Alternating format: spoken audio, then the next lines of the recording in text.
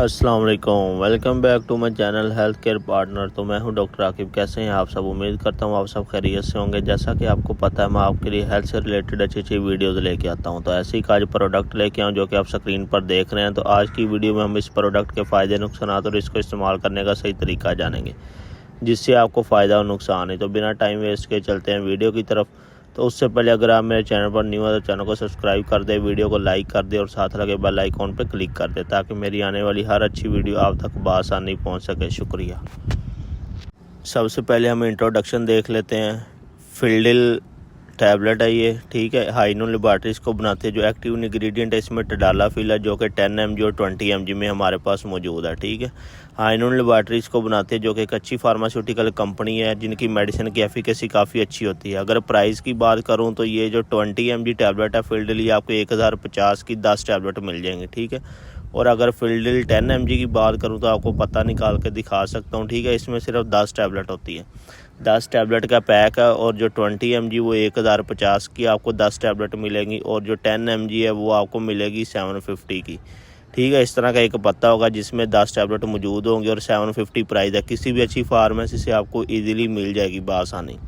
तो अब हम इसके यूजेस देख लेते हैं, किन पर्पज़ में यूज़ होता है। जो मेजर इसका यूजेस है वो सबसे पहले आपको बता देता हूँ। ये इरेक्टाइल डिसफंक्शन के लिए, इरेक्टाइल डिसफंक्शन के लिए यूज़ होता है। इरेक्टाइल डिसफंक्शन वो होता है जिनमें मर्दाना कमज़ोरी होती है, या जिनसी अमल, उनमें जिनसी ख्वाहिशात कम होती हैं, या उनमें स्टेमिना कम होता है, यानी पावर कम होती है, या अज़ुवे तनासल में सख्ती नहीं होती। तो उसके लिए इसको यूज़ करते हैं। इसके और भी यूजेस हैं। अगर इसकी एग्जैक्ट डोज या साइड इफ़ेक्ट बताऊँ तो उससे पहले आपको बता देते हैं इसके और यूजेस भी हैं।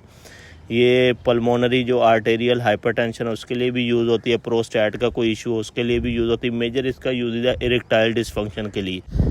अब इरेक्टाइल डिसफंक्शन होता है क्या? इरेक्टाइल डिसफंक्शन होता है कि यानी आपकी अज़ुवे तनाज़ुल में जो सख्ती होती है वो नहीं होती, या जिनसी अमल से पहले या जिनसी अमल के दौरान आपका स्टेमिना नहीं इतना होता, आपकी पावर नहीं इतनी होती। तो अब आपको घबराने की, टेंशन लेने की ज़रूरत नहीं है कि हम फार्मेसी पर जाके किस नाम से मेडिसिन मांगें। तो ये आपको विदाउट प्रिस्क्रिप्शन आपको मिल जाएगी। लेकिन इसकी एग्जैक्ट डोज क्या है वो आपको बता देता हूँ। तो उससे पहले आपको इसका साइड इफ़ेक्ट बताता हूँ। अगर साइड इफ़ेक्ट की बात करूँ तो कोई भी चीज़ अगर आप मेडिसिन वगैरह कोई भी लें, ओवरडोज लेंगे तो उसके साइड इफ़ेक्ट आएंगे।